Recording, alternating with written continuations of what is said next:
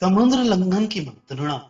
श्री महादेव जी बोले, हे पार्वती, गिरिधराज संपाति के आकाश मार्ग से चले जाने पर सीता जी के दर्शन के लिए अति उत्कंठित वानर गण उनका पता लग जाने के कारण अत्यंत हर्षित हुए।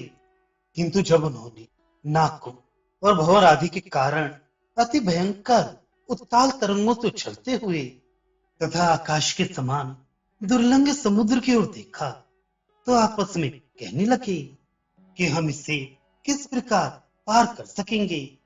तब अंगद जी ने कहा, हे वानर श्रेष्ठ गण, सुनिए, आप लोग सभी अत्यंत बलवान, शूरवीर और पराक्रमी हैं। अतः आप में से ऐसा कौन है जो समुद्र लांघकर राजकार्य संपन्न करे। वह निसंदेह इन समस्त वानरों को प्राणदान करने वाला होगा। अतः जो महाबलवान वीर ऐसा हो, वह शीघ्र ही मेरे सामने आए, इसमें कोई संदेह नहीं। वही संपूर्ण वानरों की, सुग्रीव की और स्वयं भगवान राम की भी रक्षा करने वाला होगा। युवराज अंगद की इस प्रकार कहने पर समस्त वानर सेनापति चुपचाप बैठे रहे। किसी के मुख से एक शब्द भी ना निकला। परस्पर एक दूसरे का मुख ताकते रह गए। अंगद बोले, अच्छा, इस कार्य को करने के लिए सब लोग अपनी शक्ति का वर्णन करो, तब इस बात का पता चल जाएगा कि इसे कौन साध सकेगा। अंगद जी की बात सुनकर सब वानर वीर पृथक पृथक अपना बल बतलाने लगे। उनमें से एक ने 10 योजन से लेकर क्रमशः 10-10 योजन अधिक जाने तक की अपनी सामर्थ्य बताई। अंत में उन सब वनचरों में से जामवान ने अपनी शक्ति 100 योजन के भीतर तक जाने की बताई। वे बोले, पूर्व काल में जब भगवान ने त्रिविक्रम अवतार लिया था, तो मैं उनकी पृथ्वी के बराबर प्रमाण वाले चरण के चारों ओर परिक्रमा करने के लिए 21 बार फिरा था। किंतु अब मुझे वृद्धावस्था ने दबा लिया है, इसलिए मैं समुद्र को नहीं लांघ सकता। अंगद जी ने भी कहा, मैं इस महासागर के पार तो जा सकता हूं, किंतु फिर लौटने की सामर्थ्य है या नहीं, ये नहीं जानता। वीरवर जामवान ने उनसे कहा, अंगद जी, इस कार्य के करने में यद्यपि आप सर्वथा समर्थ हैं, तथापि आपको इस कार्य में नियुक्त करना हमें ठीक नहीं जचता, क्योंकि आप हमारे नायक और नियामक हैं।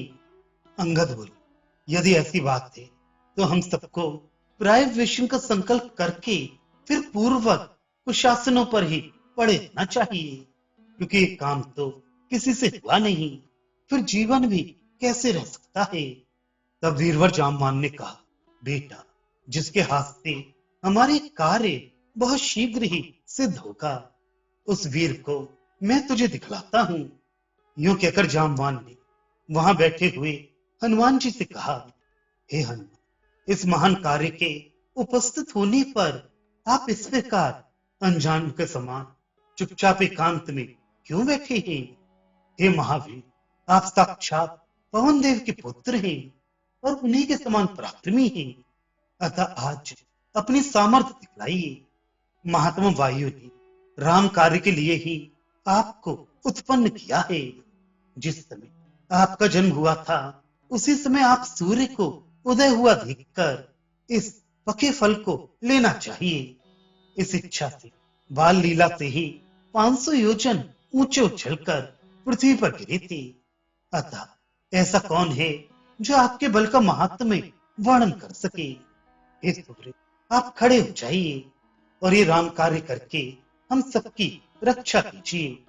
जामवान के ये वचन सुनकर हनुमान जी अति प्रसन्न हुए और उन्होंने समस्त ब्रह्मांड को मानो कंपायमान करते हुए घोर सिंहनाद किया।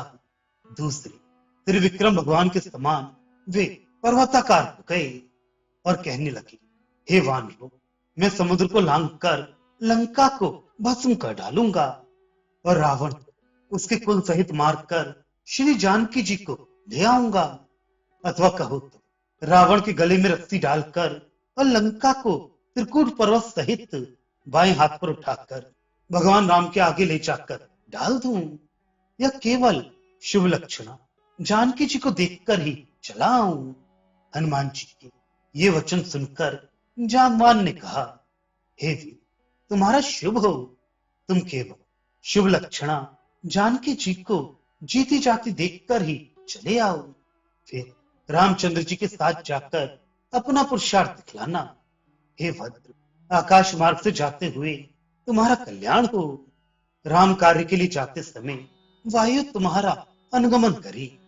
इस प्रकार आशीर्वादों से अभिनंदन करते हुए वानर युद्धकों के विदा करने पर हनुमान जी महेंद्र पर्वत के शिखर पर चढ़ गए। वहां उन्होंने अद्भुत रूप धारण किया। उस समय समस्त प्राणियों को वायुपुत्र महात्मा हनुमान जी महान पर्वतराज के समान विशाल काय, स्वर्णवान, अरुण, बाल सूर्य के समान मनोहर मुख वाले और महान सर्पराज के समान दीर्घ भुजाओं वाले दिखलाई देने लगे।